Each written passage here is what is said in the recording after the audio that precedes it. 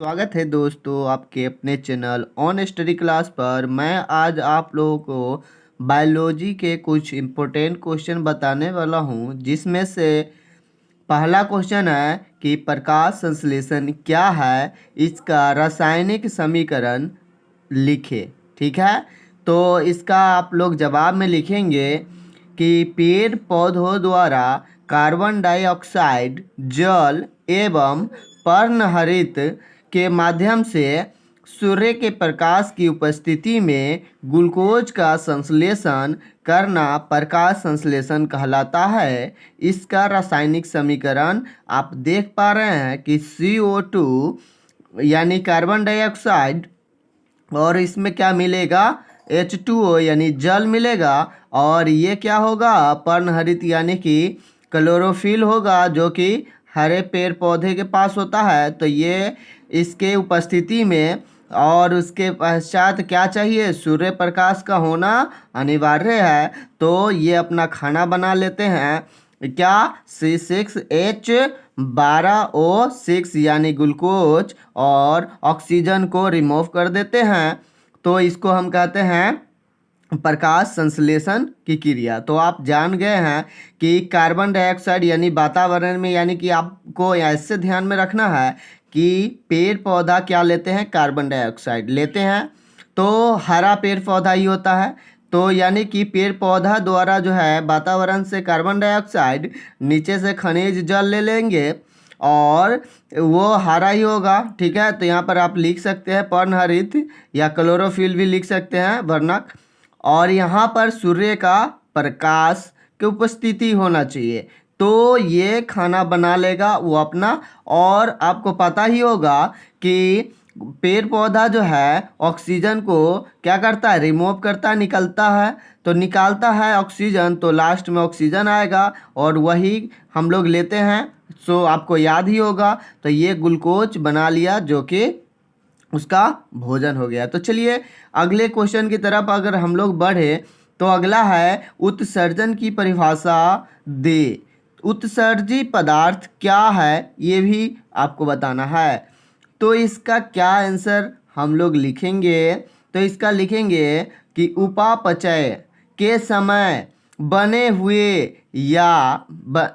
हुई या विमुक्त हुई ठोस द्रव, यानी बेकार जो हो जाता है वो उपापचय, यानी कि जो हमारे पास शरीर के अंदर जो क्रिया होती है ना, उस क्रिया के पश्चात जो बन गया है विमुक्त पदार्थ, उसमें ठोस हो, द्रव हो या गैस हो, कोई भी अपशिष्टों को जीवधारी के शरीर से बाहर निकलने या त्यागने की क्रिया को उत्सर्जन कहते हैं।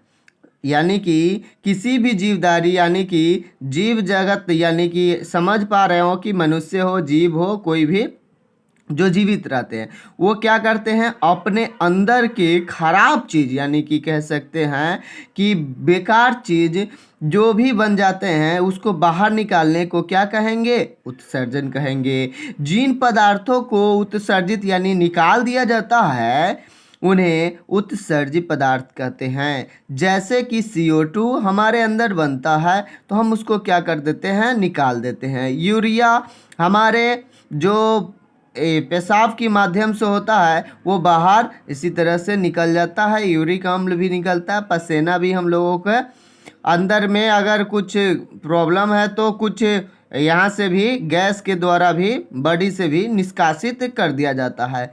तो ये सभी उत्सर्जी पदार्थ है जो कि शरीर के अंदर से निकलते हैं। तो आपको पता हो गया होगा कि उत्सर्जन क्या है। तो शरीर के अंदर से जो भी अवशिष्ट पदार्थ है, और वो शरीर किसका होना चाहिए, यानी कि कोई जीवधारी होना चाहिए, उसके अंतर्गत सभी आ जाएंगे। तो चलिए इसको अगर समझ लिए हैं तो आप अपने शब्दों में लिख सकते हैं, कोई दिक्कत नहीं है। नहीं तो आप दो लाइन याद करके रखें, बाकी अपने आप से मिला करके भी लिख सकते हैं, जैसे कुछ याद रखेंगे। क्लियर।